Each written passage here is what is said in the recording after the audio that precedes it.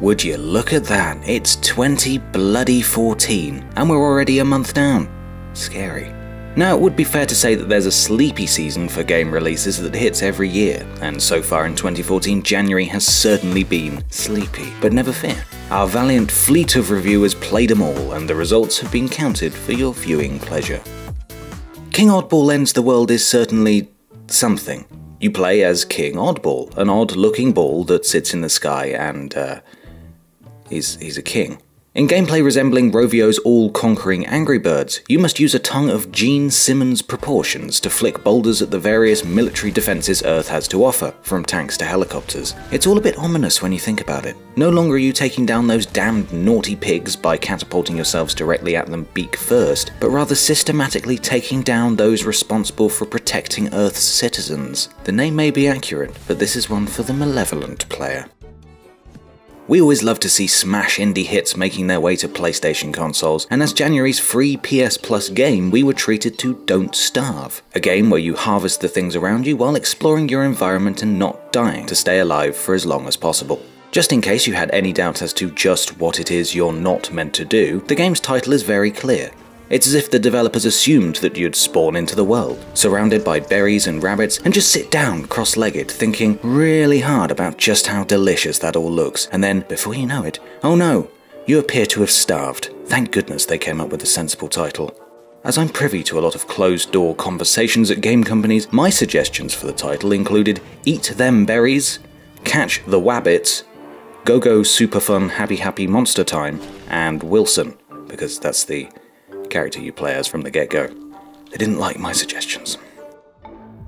You know what we haven't had in a while? A good skateboarding game. But never fear, Ollie Ollie is here. Taking things down a few notches from the bloated there's far too much to do efforts of the last few Tony Hawk's games, Ollie Ollie is a side-scrolling, rail-grinding, score-racking, bone-breaking, fall-on-your-face in good time. It's hard too. Like, really hard. You've got to pull off these tricks and jump at the right time and land your grind perfectly, all the while trying not to look at your score. Because as anyone who's ever played a high score-based game knows, once you look over at your score, you jinx it, and you're bound to land face first shortly after. It's a lovely blast of skateboarding fresh air and feels right at home on PlayStation Vita. Get you some. Personally, I've never got into Dragon Ball Z. I know it's a cartoon. I know there have been a few games, but even for me it just feels a little too bonkers. There's the guy with the pointy hair. He's a one. Then that guy with the face. And the arms. But never fear, for now Pointy Hair Man and Face Man unite in this video game where there's punching and maybe a bit of flying? Like, seriously, what the hell is going on here?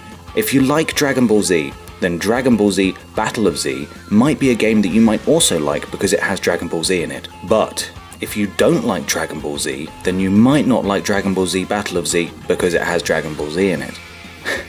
And they say journalism is dead. Lady Croft is back! Again! She's got new hair, a lovely new surgically reconstructed face, and she's ready to make overtly sexual noises that'll surely see you clamouring for the remote control to turn it down a bit.